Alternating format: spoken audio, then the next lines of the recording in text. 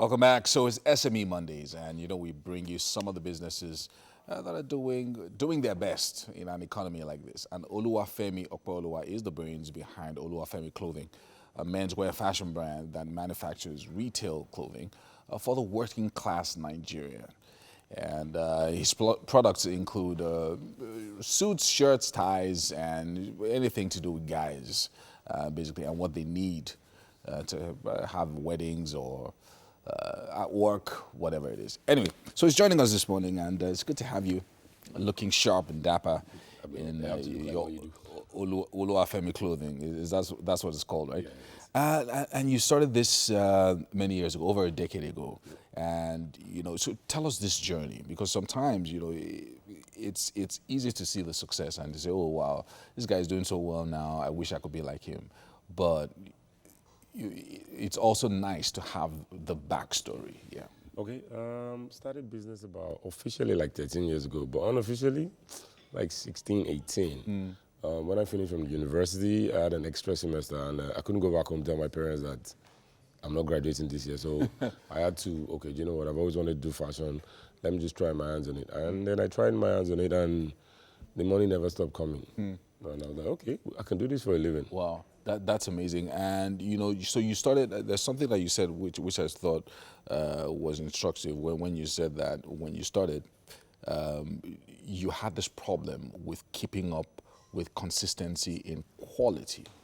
Yeah, it's actually a universal problem in a continent like Africa, because really we really don't have that structured manufacturing and structured production. So you find a situation where a customer comes in on Monday, he buys a shirt, and then he buys the same shirt on Wednesday. The sizes are not exactly the same. It's a problem. Yeah, it's a problem. So it's a big challenge, and of course now, I mean, when you do, when you were expanding the business, you saw that it was important for you to then maintain a certain kind of quality. Yeah. So what did you then do then? Oh, at that point we just decided, okay, you know what? The things we cannot produce in Nigeria anymore, let's not produce them here. The ones we can produce, let's produce them here. Because the reality is that your brand is actually just as good as that consistency. If you're going to buy a certain, say, car, for example, there's that expectation that you have. If you go there tomorrow, it should be the same thing. If you go there next week, it should be the same thing. But where you have inconsistency in quality, in sizing, it destroys the brand you're trying to build. Yeah. Have you ever sought financing from external sources? Because that's a question that people ask. It's a big, okay, so Nigeria, the fashion industry in Nigeria is so big, but I don't know why. Nobody seems to understand how big it is. So really getting finance is a major issue. Like, nobody still believes in what you do. So all of the growth we've had has always been organic. Like, you just make a little money here, pour the money back in, make a little, pour the money back in. So you've never had to then say, okay, this is our business plan, give us 10 million, give us 20 million. At the very beginning, I did a lot of that. I had a business plan, shopped it around with a couple of banks. Some didn't even listen to us, some they did. However, this year, I think the banks are now beginning to throw money at you because you have the accounts officers calling you and telling you, oh, we have this fashion thing for SMEs. Yeah. We have this. So, I think the landscape is beginning to change. To change, which is really, really it's important. A good thing. And it's thanks to guys like you that because one, they say that, oh, this guy has been doing this thing for all these years and he's not dying. Maybe so there must be something there.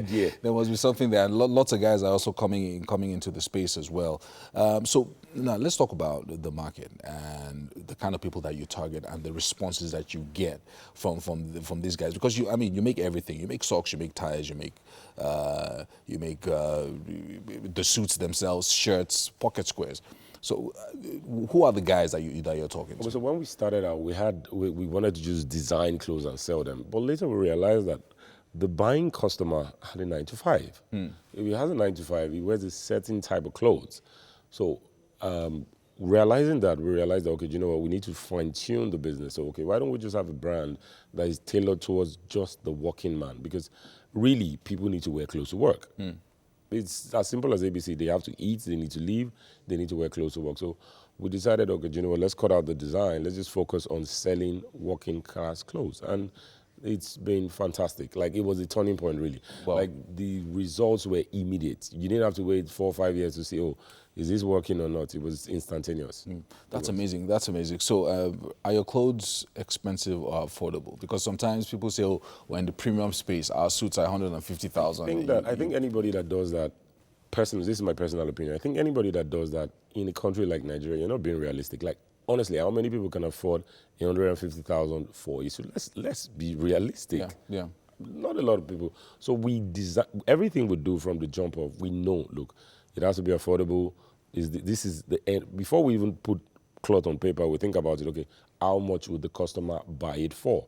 So when you design and manufacture with that mindset, it makes you cut out all the unnecessary stuff. Because really, at the end of the day, if you don't sell them, you're not going to make money. Yeah, true. There's one thing that I always like to ask entrepreneurs, because sometimes entrepreneurs are optimists. You're always thinking about the possibility, oh, we can make money from here.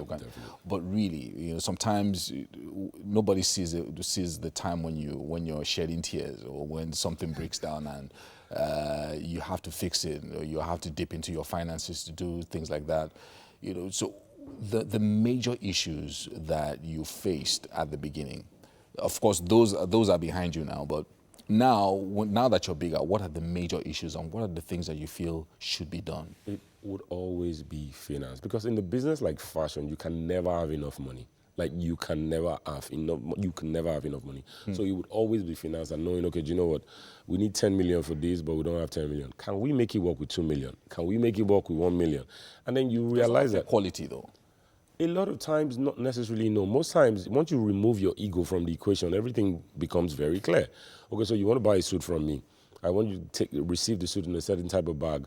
I want the suit to have a certain type of packaging. You're not wearing the packaging, you're wearing the suit. Once you start to think like that, you cut out a lot of unnecessary things. And really, price points would always be there. But if you understand what you're trying to do, you will find a way. You would always find a way. That I've learned in this business. You'll find a way. You'll always find a way. Now, with regards to, you talked about the industry opening up and banks chasing you with money now and things like that. But how about the regulatory space, the government? Is there anything they've done in the last, say, 5 years of your business that you feel, okay, somebody has responded to my needs? Absolutely nothing. Absolutely nothing. A lot of times I look at, okay, so because 3 days ago, somebody was telling me about the fashion industry, something that Bank of Industry, and I looked at that thing and I laughed. I'm like, do these guys have people in this industry on their side? Because obviously they don't. Like, you need to, it's like me sitting down here making laws for people that live in Ajegunle. I don't live in Ajegunle. I don't know the realities in Ajegunle. Like, you need to be in that environment to understand, oh, this is the pain level of these people. This is what they need. This is what they don't need. Say, for example, I think that to get the fashion industry running in Nigeria properly, you need to have technology parks where people can just go to produce garments. In all honesty, no brand in Nigeria and no brand in Africa can actually afford to own a world-class factory. None. Nobody has $4 million to invest in a factory. None. So it's something that you have to do. Okay, do you know what? This is what this industry needs. Let's put it in place. You guys, okay, we've set this thing up. You come, you use it, you pay a certain amount of money. That way, gradually, things start to change. The level of quality will start to rise. And then production starts to come in. Foreign brands abroad go to Egypt to produce clothes. And Bangladesh and a number of all these other, really, probably third world countries. All we just need is to have these things in place, and the ball will start rolling. But no single individual can do it. None. It's not possible. Amazing. You're giving us some insights into this world of business. And Oluwafemi Opeoluwa, thank you so much for joining us on the show. And I know that a few budding fashion entrepreneurs are watching this and saying to themselves, I want to find out more about this guy. How can I find you on Instagram? Oluwafemi Clothing. Oluwafemi Clothing. Yeah. And send him a DM. Maybe he can mentor you. But at this point, I'm going to be taking you to the kitchen.